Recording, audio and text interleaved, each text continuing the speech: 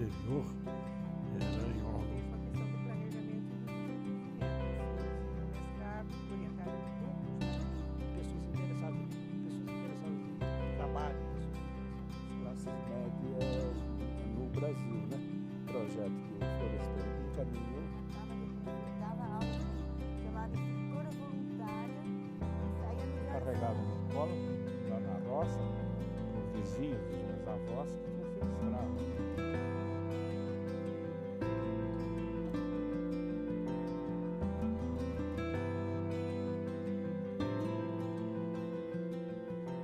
Falando com toda, né, clareza, né, eu me formei e virei professor, porque aconteceu fatos políticos extremamente, como é que se diz, duros.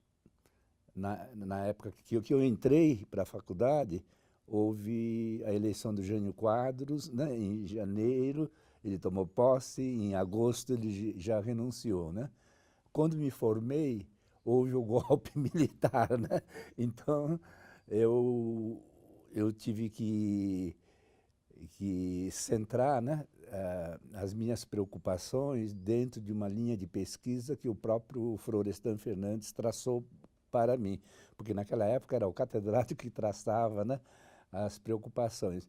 Aí eu me formei, quando me formei, um pouco antes de formar, o Fernando Henrique Cardoso, eu fiz um trabalho para o Fernando Henrique Cardoso, Industrialização e Crise no Poder, que o Fernando Henrique Cardoso achou o trabalho publicável.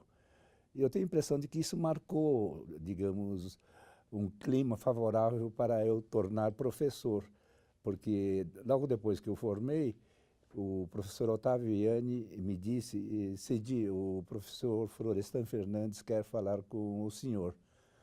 E vamos até a sala do mestre, né? Porque todo mundo chamava o Florestan de mestre, né? Aí eu entrei na sala do professor Florestan Fernandes e aí o Otávio Ianni me disse, Cedi, senta que você pode cair de costas, né? Eu não sabia nem o que era cair de costas. Eu sentei, né? Aí o professor Florestan chegou a falar o seguinte, ó, Cedi, eu te conheço, você é uma pessoa extremamente dedicada, você é um aluno muito bem aplicado, e o Fernando Henrique Cardoso teve que ir embora por causa do golpe militar, ele foi para o Chile via Argentina, né? Então o cargo dele está vago. Eu gostaria que você ocupasse o cargo dele, mas se por acaso ele voltasse do Chile, o cargo é dele, né? Eu estaria segurando o cargo, não é isso, né? Aí eu falei para o Florestan que eu nunca dei aula, professor, né? Eu sou filho de família muito humilde, né? Morei em bairro caipira, não é isso, né? Eu vim da periferia de São Paulo, apesar de ter frequentado um colégio tradicional, que é o Colégio Roosevelt, né? Aí eu falei que tinha muitos alunos de ciências sociais, com cultura cultivada, com uma formação sofisticada, alunos muito bem falantes, né? Sabia expor com grande capacidade de comunicação, e eu sou filho de imigrantes. Então eu não tenho essa cultura cultivada, eu não tenho esse desempenho didático, né, que os meus colegas têm, né?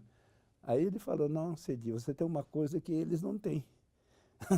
Ele disse, você tem a nádega de paquiderme, que quando você senta, você fica horas e horas lendo o trabalho, fazendo a sistematização de dados, escrevendo e assim por diante.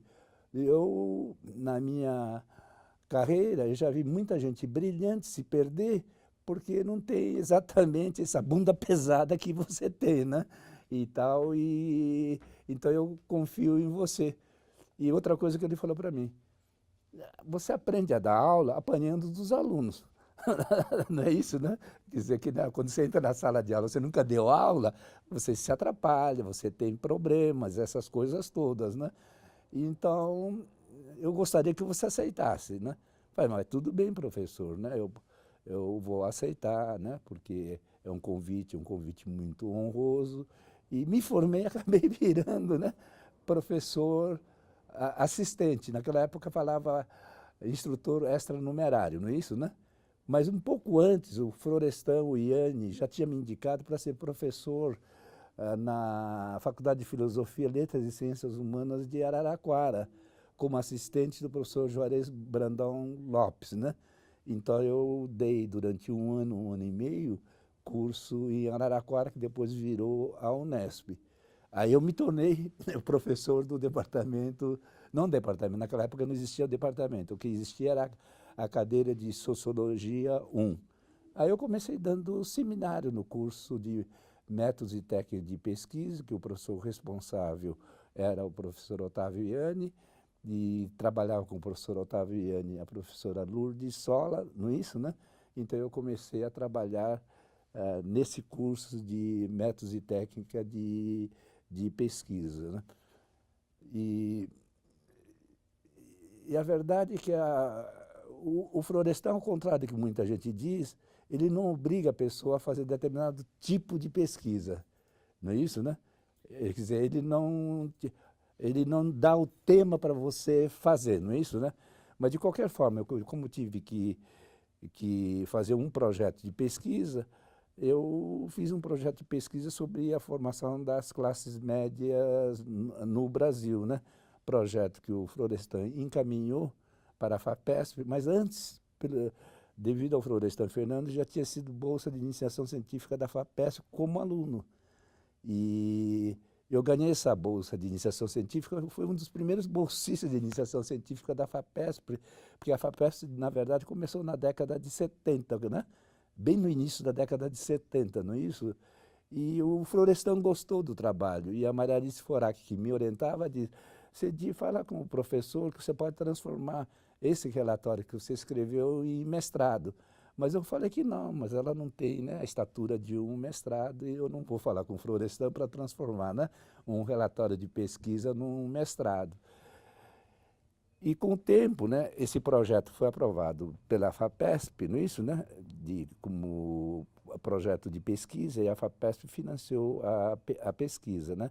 E com essa pesquisa eu escrevi, né, uma monografia sobre a formação das classes médias, né, que, como o Florestan foi aposentado, o Iane foi aposentado, o Fernando Henrique foi aposentado, né, então o meu orientador foi o professor Luiz Pereira. E o Luiz Pereira, quando leu, né, esse mestrado, esboço do mestrado que eu entreguei, ele me disse o seguinte: Cedi, para você dar consistência a esse trabalho, você tem que escrever um capítulo teórico sobre castas, estamentos e classes sociais, e me deu 20 dias, né, para escrever. E mais ainda, você tem que escrever um capítulo teórico crítico em relação às obras do Florestan Fernandes, Fernando Henrique Cardoso e Otávio Iane. Falei: olha, professor Luiz, sobre casta, estamento e classes sociais em Marx e em Weber, eu vou tentar escrever, mas eu não me sinto capacitado para escrever uma obra teórica crítica em relação aos meus grandes mestres, não é isso, né? Então, se você me permitir, eu não vou fazer essa parte que você está me pedindo. Levei 40 dias, né? Depois de 40 dias, né, entreguei 40 páginas, né? Aí o Luiz Pereira leu e disse para mim o seguinte: Cedi, você tem agora 2 mestrados, né? O mestrado que você me entregou e o capítulo teórico que eu pedi, você fez, tá certo? Você decide o que você vai fazer com esses 2 mestrados. Como o capítulo teórico foi sugerido pelo Luiz Pereira, eu desenvolvi esse capítulo teórico, tá certo? E deu mais ou menos 170 ou 180 páginas. Aí o Luiz Pereira disse: não, Cedi, tá bom, você vai defender essa tese. Mas o Luiz tinha problemas de saúde. Então, em determinados momentos né, da trajetória acadêmica do Luiz Pereira, ele não podia fazer parte de muitas bancas, né? Então, quem presidiu a banca foi o Aziz Simão, que a sala do conselho tem o nome de professor Aziz Simão, não é isso, né? Aí eu fui aprovado na banca, né? Tá certo? E passei com 10, né? Não é isso, né? E logo depois que eu defendi a tese, o Luiz Pereira veio falar comigo: Cedi, eu descobri que você tem uma grande capacidade teórica, de sistematização teórica e de reflexão teórica. Eu faço questão de te orientar no doutorado. Aí ele foi meu orientador de doutorado, que resultou naquele livro Formação do Brasil Colonial, Pré-Capitalismo e Capitalismo, né, que está na segunda edição. Aí o Luiz Pereira faleceu, não é isso, né? Então o meu orientador formal e real também, né? Não é isso? Foi o Gabriel Con. E eu escrevi esse trabalho aí já dentro daquela sugestão que o Luiz Pereira tinha feito de escrever uma obra crítica ao Florestan Fernandes, ao Ottaviani e ao Fernando Henrique Cardoso. Agora, para escrever essa obra teórica crítica, e como eles tinham uma orientação mais marxista do que estrutura funcionalista, eu me vi na obrigação de ler os clássicos, né? Principalmente para entender bem o Florestan Fernandes. Então eu li Durkheim, li Weber e li Marx, né? E para entender melhor ainda, né, o Yanni e o Fernando Henrique Cardoso, que eles tinham um seminário de Marx, né, eu me coloquei na obrigação de ler as obras de Marx, nisso, né?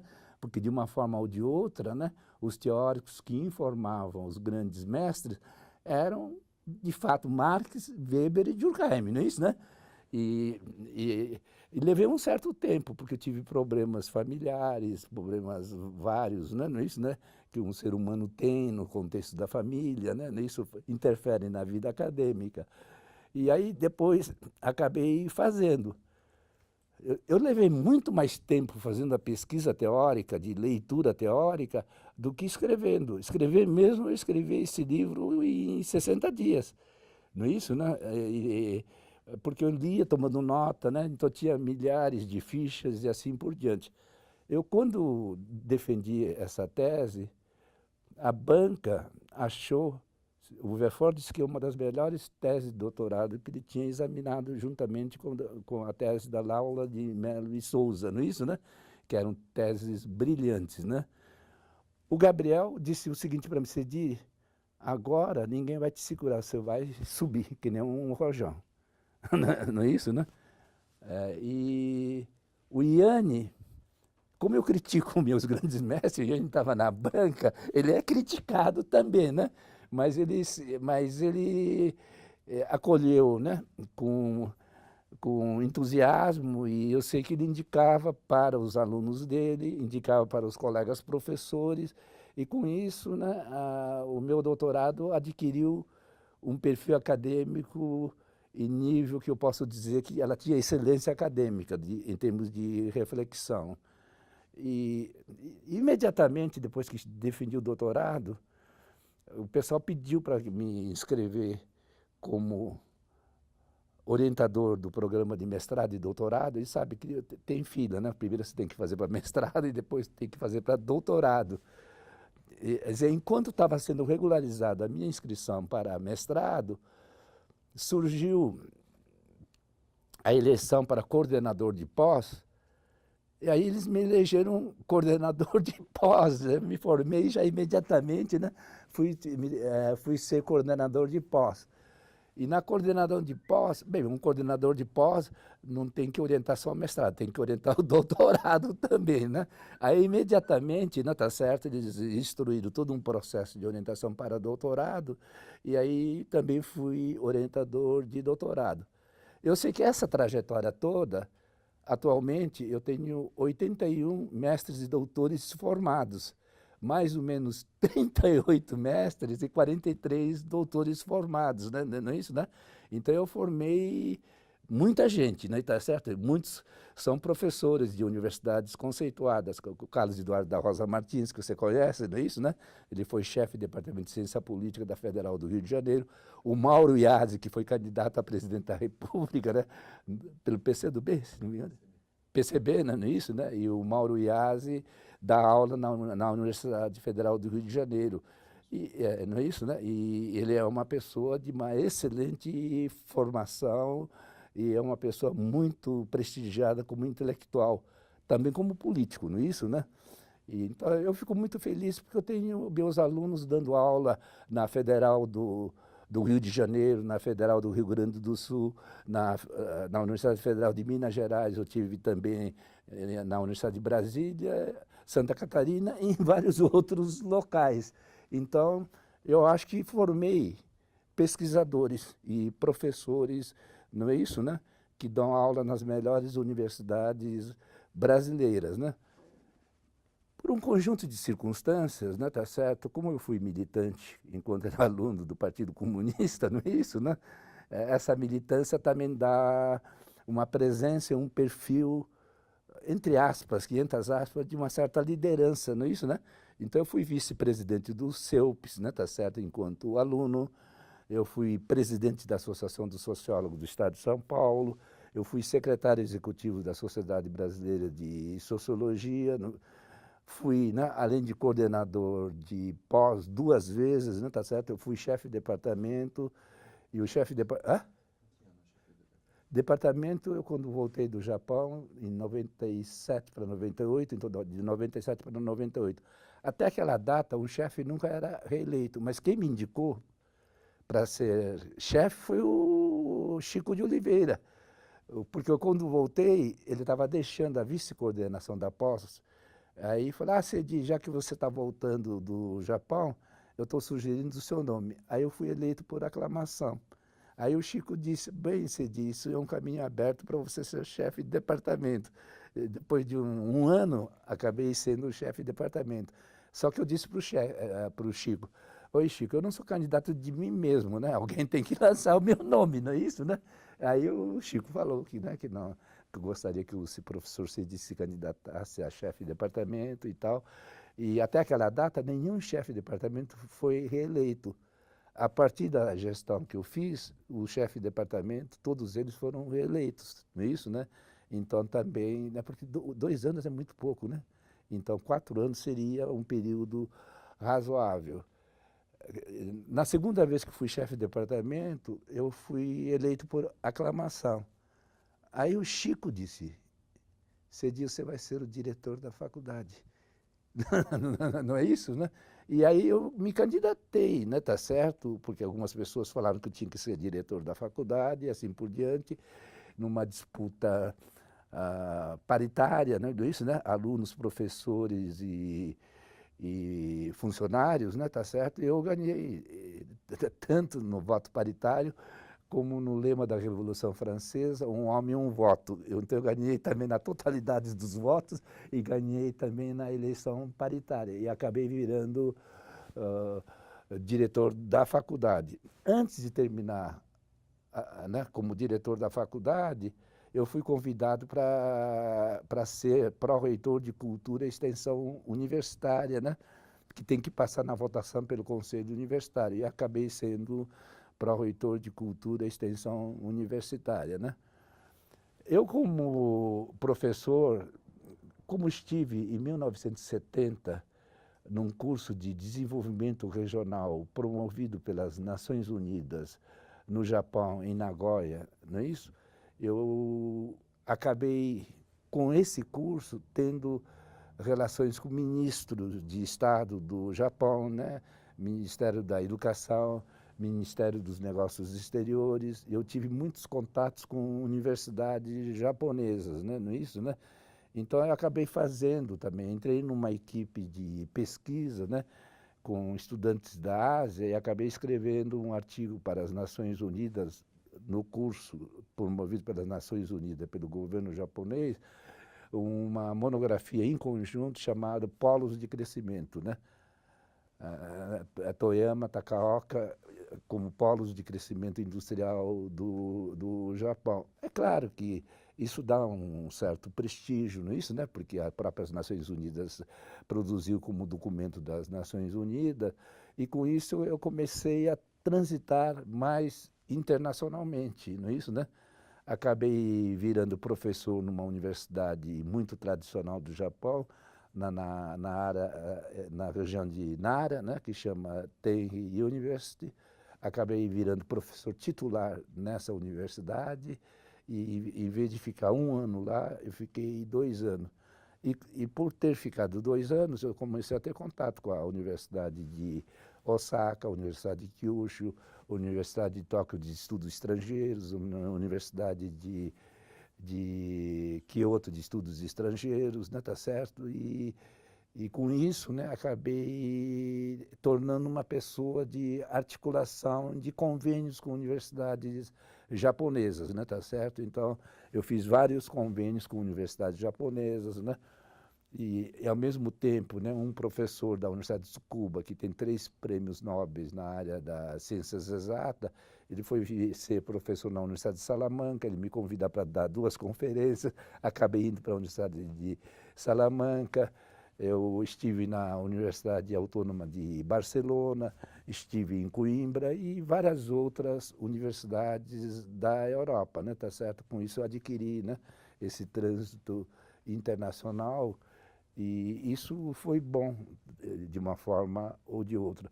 Eu fui assessor de vários reitores, né, por circunstâncias, né, devido ao meu perfil acadêmico e político, né.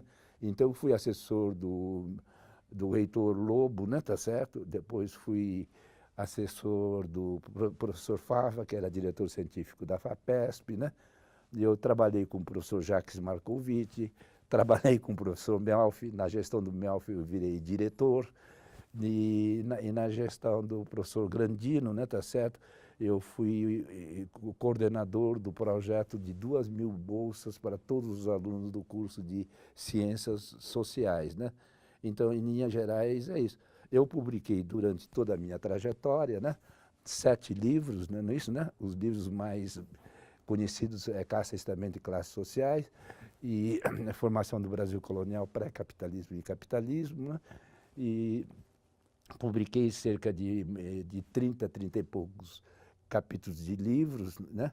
Publiquei aproximadamente de 15 a 20 artigos em revistas credenciadas. Então, eu tenho uma produção que eu considero razoável, de bom nível, não é isso, né? E que, de uma forma ou de outra, me projetou academicamente, tanto no Brasil, na América Latina, e também no Japão e em alguns países da Europa, né? Em linhas gerais, essa é a minha trajetória, não é isso, né?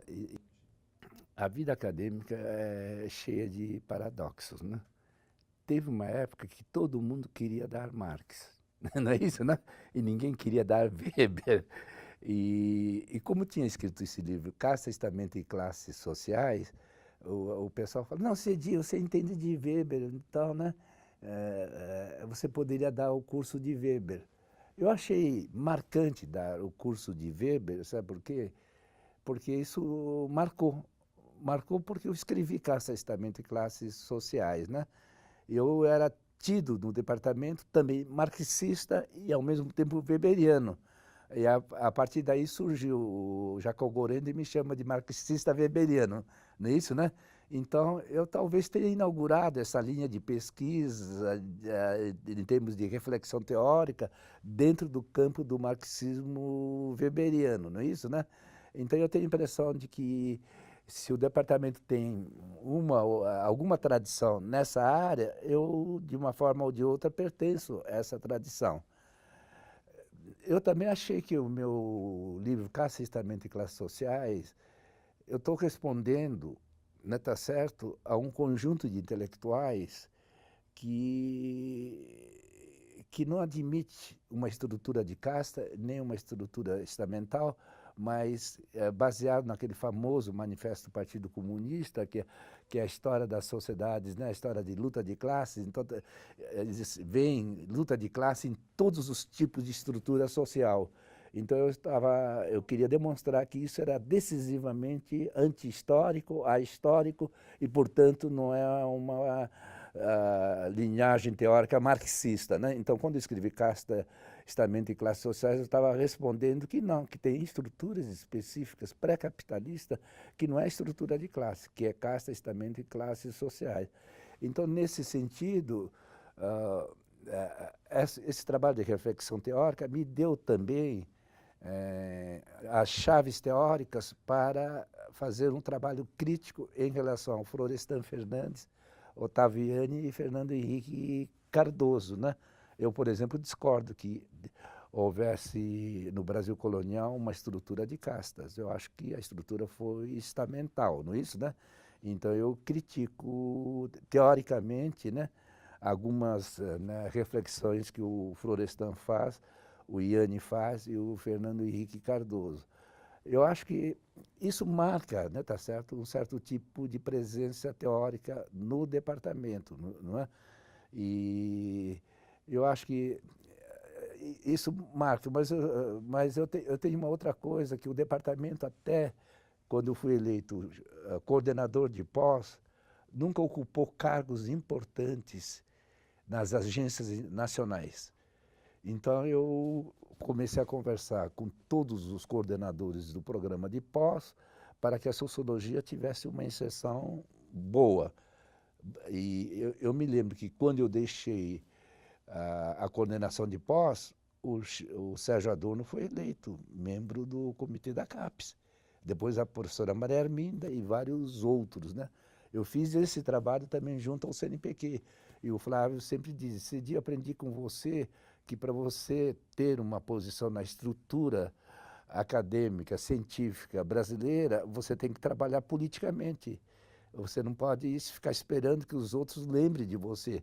Você tem que telefonar para as lideranças, conversar com as lideranças, né?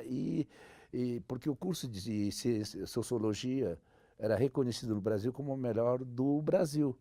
Mas mesmo sendo o melhor do Brasil, não ocupava, né, na estrutura de poder esse cargo importante. Aí a sociologia passou a ocupar, não só com o Sérgio Adorno, um pouco antes com o Sérgio Miceli, não é isso, né? Com a professora Maria Arminda, né? E o Brasílio e vários outros, né? Tá certo? E assim por diante. Então eu acho que a minha contribuição é ter estabelecido uma linhagem de reflexão teórica sobre estruturas sociais, não é isso, né? E eu, quando ganhei o título de professor emérito, a Maria Arminda diz que eu, na verdade, inauguro uma linha de reflexão sobre o pensamento social brasileiro diferenciado. Eu tenho, né?